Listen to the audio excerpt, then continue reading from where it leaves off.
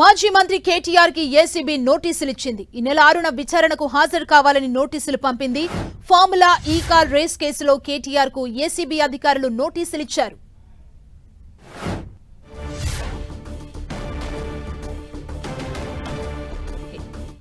Formula ఈ car race కేసులో మాజీ మంత్రి కేటీఆర్ కి నోటీసులు ఇచ్చారు.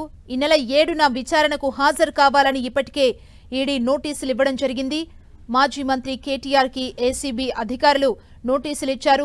ఇప్పుడు ఈ విచారణకు కేసీఆర్ హాజరవుతారా లేదా అనేది అయితే ఒక ఉత్కంఠగా మారిందని చెప్పాలి.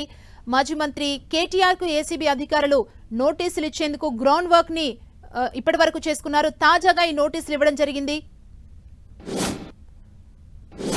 ఇదే అంశానికి సంబంధించి మరింత సమాచారం మా ప్రతినిధి కిరణ్ అందిస్తారు. కిరణ్, సుమ ఈ కార్ రేసులో తాజాగా ఏసీపీ మొత్తంగా పూర్తిగా కేసుకు సంబంధించి కూడా అన్ని వివరాలు సేకరించిన తర్వాత కూడా ఈ కేసులో A1గా ఉన్న కేటీఆర్కి కొద్దిసేపటి క్రితం నోటీసులు జారీ చేయడం జరిగింది. ఇప్పటికే ఏసీబీ ఈ కార్ రేసుకు సంబంధించి కూడా అనేక కోణాల్లో కూడా దర్యాప్తు చేసింది. ఎవరైతే ఫిర్యాదు చేశారో దానికి దగ్గర నుంచి కూడా స్టేట్మెంట్ రికార్డు చేసిన తరుణంలో తాజాగా ఇప్పుడు అది కేటీఆర్తో పాటు ఇప్పుడు మరికొంతమందికి నోటీసు సర్వ్ చేయబోతుంది. తాజాగా ఈ నెల 6న విచారణకు ఏసీబీ ఎదుట విచారణకు హాజరు కావాలంటూ కూడా నోటీసులు జారీ చేయడం జరిగింది. ఈ నోటీసులకు సంబంధించి కేటీఆర్ ఏ విధంగా స్పందిస్తారు ఏంటని కూడా చూడాలి. ఎందుకంటే ఇప్పటికే ఈ కేసుకు సంబంధించి కూడా ఏసీబీ నమోదు చేసిన ఎఫ్ఐఆర్ ఆధారంగా కూడా ఈడీ కొంత దూకుడు ఈ కేసుకు సంబంధించి కూడా కేసు విచారణ కూడా చేసిన పరిస్థితి కనిపిస్తుంది. అందులో ఇటు అరవింద్ కుమార్తో పాటు ఎవరైతే హెచ్ఎండిఏ మాజీ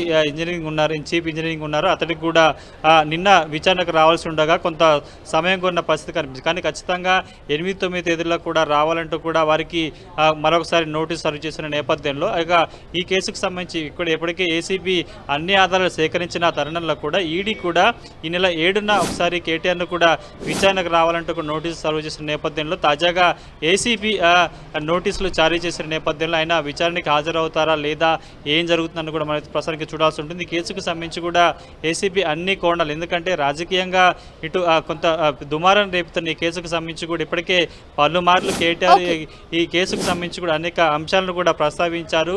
ఖచ్చితంగా వీటికి సంబంధించి కూడా విచారణకు ఏం జరుగుతుంది ఏంటో చెప్పిన పరిస్థితి కనిపిస్తుంది. కాబట్టి తాజాగా ఈ నెల 6న విచారణకు రావాలంటే నోటీసు జారీ చేసిన నేపథ్యంలో కూడా కొంత ఏసీబీ విచారణలో కొంత పురోగతి సాధిస్తుందా లేదన్నది మనం చూడాల్సి ఉంటుంది. థాంక్యూ కిరణ్.